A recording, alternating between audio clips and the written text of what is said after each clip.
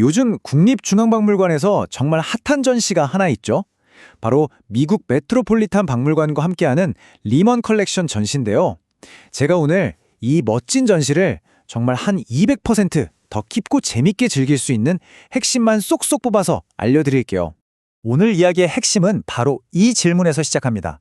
이번 전시는요, 그냥 시대순으로 유명한 작품들을 쫙 나열한 게 아니에요. 한 사람의 뜨거운 열정과 아주 특별한 안목이 담긴 컬렉션, 바로 그 자체에 대한 이야기거든요. 맞습니다. 바로 수집가 로버트 리먼이라는 한 사람과 그가 정말 사랑했던 기존의 모든 규칙을 깨부순 혁신적인 예술가들의 이야기죠. 한 사람은 돈으로 또 안목으로 기존의 틀을 깼고요. 다른 사람들은 캔버스 위에서 낡은 규칙들을 과감히 부숴버렸습니다. 자, 이 흥미진진한 이야기 속으로 같이 한번 들어가 보시죠. 자, 그럼 먼저 이 어마어마한 컬렉션을 만든 장본인 로버트 리먼이라는 인물부터 한번 살펴볼까요? 미국의 금융가였던 로버트 리먼은요, 특히 19세기 말 프랑스에서 불어온 예술의 새로운 바람에 완전히 마음을 빼앗겼습니다. 그래서 이 전시를 볼 때 가장 중요한 관점이 바로 이거예요.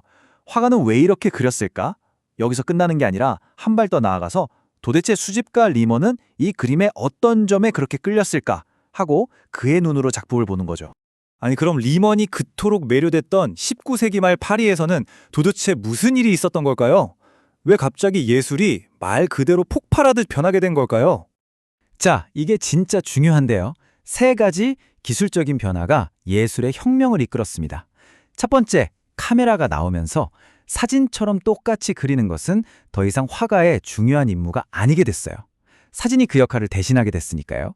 두 번째, 휴대하기 편한 튜브 물감이 발명되면서 드디어 화가들이 스튜디오를 벗어나 야외로 나갈 수 있게 된 겁니다.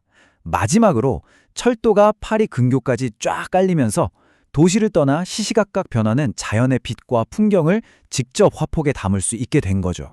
자, 이렇게 세상이 바뀌니까요, 예술가들의 생각도 당연히 바뀔 수밖에 없었겠죠? 아주 딱딱했던 전통적인 아카데미 화풍에서 벗어나서 좀 더 주관적이고 지금 우리가 살아가는 현실을 포착하려는 움직임이 시작된 겁니다. 이게 정말 하늘과 땅 차이의 변화였어요. 예전 화가들은 어둡고 칙칙한 작업실 안에서 신화나 역사 같은 뭔가 거창한 주제를 완벽하게 그리려고 애썼다면 새로운 예술가들은 밖으로 막 뛰쳐나간 거예요. 카페에서 커피 마시는 사람들, 반짝이는 햇빛처럼 지금 내 눈에 보이는 찰나의 인상과 내 감정을 그리기 시작한 거죠. 그리고 이 리먼 컬렉션의 심장, 그 중심에는 바로 이 세 명의 거장이 있습니다. 이들은 각자 다른 방식으로 예술의 미래에 대한 놀라운 해답을 내놓았죠. 첫 번째 주자는 오기스트 르누아르입니다. 그의 철학은 아주 단순하고 명확했어요. 그림은 사람을 행복하게 만들어야 한다. 인생의 어두운 면보다는 따뜻하고 아름다운 순간을 담아야 한다는 거였죠.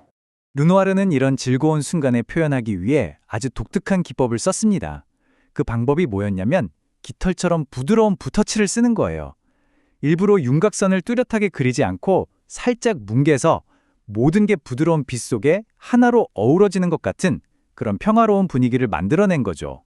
여러분이 르누아르 그림 앞에 서시면요, 인물들의 피부나 머리카락, 옷의 빛이 어떻게 자글자글 부드럽게 부서지는지 한번 자세히 보세요.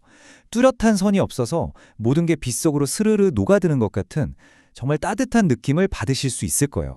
자, 다음은 빈센트 반 고흐입니다. 고흐는 여기서 한 단계 더 나아갑니다. 눈에 보이는 걸 그리는 걸 넘어서서 자기 내면에서 막 요동치는 격렬한 감정을 캔버스 위에 그대로 폭발시키고 싶어 했어요. 그래서 고흐는 자신의 감정을 표현하기 위해 물감을 아주 두껍게 덕지덕지 바르는 임파스토라는 기법을 즐겨 썼고요.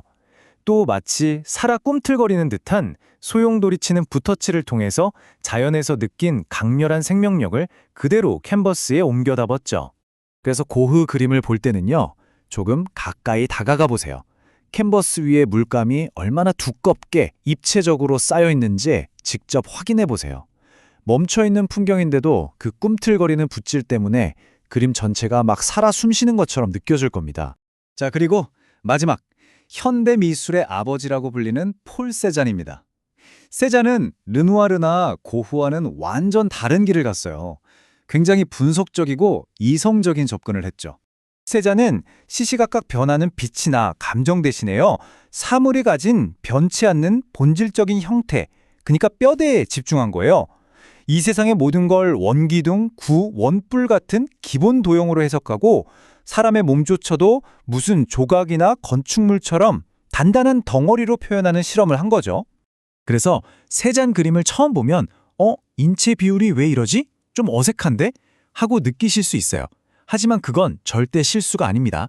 예쁜 누드를 그리려던 게 아니라 인체를 하나의 단단한 구조물로 보고 형태적인 실험을 한 거니까요. 그리고 바로 이 실험이 훗날 피카소의 입체파에 결정적인 영감을 주게 됩니다. 자, 어떠신가요? 이제 여러분은 이 위대한 예술가들이 그림 속에 숨겨둔 비밀 코드를 읽어낼 준비가 되신 겁니다. 이 지식을 가지고 작품을 다시 한번 바라보세요. 분명 다르게 보일 거예요. 자, 그럼 다시 맨 처음의 질문으로 돌아가 볼까요? 이제 여러분이 직접 컬렉터, 로버트 리먼이 되어보는 겁니다. 르누아르의 따뜻한 행복, 고흐의 뜨거운 열정, 세잔의 단단한 구조. 여러분의 마음을 가장 강하게 흔드는 건 어떤 건가요? 당신의 컬렉션에 어떤 작품을 추가하고 싶으신가요? 그리고 마지막으로 진짜 꿀팁 하나 드릴게요. 전시장에 가시면 배우 이병헌 씨 목소리로 해설되는 오디오 가이드가 있거든요. 이거 꼭 한번 이용해 보세요.